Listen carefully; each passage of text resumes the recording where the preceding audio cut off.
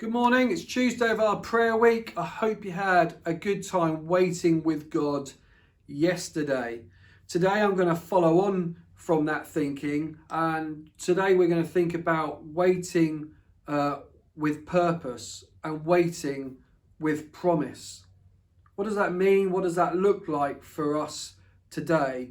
Because we all know that life can be tough. We see and experience much around us that impacts our spirit and maybe our faith.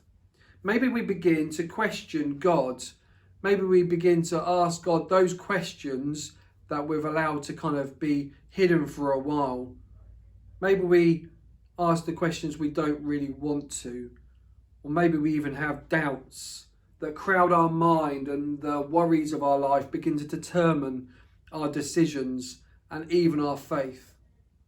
So how to wait in this world with the promises of God? How do we wrestle with those things? How do we live out our faith and our belief that God is here, that God has promised to be with us in a world where sometimes those things are deeply challenging to really live in? Hear these words from Isaiah this morning.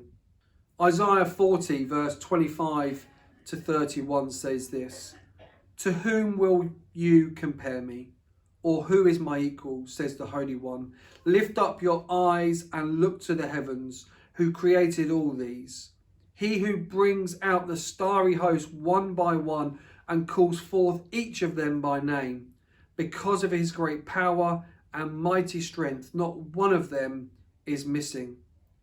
Why do you complain, Jacob? Why do you say, Israel, my way is hidden from the Lord, my cause is disregarded by my God? Do you not know? Have you not heard? The Lord is the everlasting God, the creator of the ends of the earth. He will not grow tired or weary, and his understanding no one can fathom. He gives strength to the weary and increases the power of the weak. Even youths grow tired and weary, and young men stumble and fall. But those who hope in the Lord will renew their strength. They will soar on wings like eagles. They will run and not grow weary. They will walk and not be faint." These verses remind us that the God of the universe, the one who created each star, is the one who makes his promise to us today. The promise that we can wait upon. But don't just take my word for it. These words that we read in Isaiah 40 are connected back to Abraham, found in Genesis 15, and reflected on later in the letter to the Hebrews in chapter 11. Go and read those for yourselves. What struck me is that God's promise is to be trusted because it has purpose, and it's no accident. I particularly love this verse that we read in verse 26, where it says, "Because of his great power and mighty strength, not one of them is missing." Not one of the stars that is placed in the sky is missing. It's perfect. It's how it should be. God has put it there for a reason. And so in our waiting, we can be assured that God is at work, that his promise is being worked out, and that there is purpose and a will for our lives, just like the stars in space. Now we have to deal with what comes our way on this earth. We may still struggle or question God, as I mentioned just a few moments ago. But knowing God, knowing that we are in his hands just as the stars are, is a promise that we can hold on to firmly. If he can place all the stars in the right place at the right time, we can be sure that God is with us in our lives, and certainly worth waiting for and waiting on. Now, I don't confess this morning to be able to give you all the answers to the questions you may have, the struggles of unanswered prayer, the disappointments of life, the worries of this world. I don't know why things happen that we don't like. Things that we don't want to happen.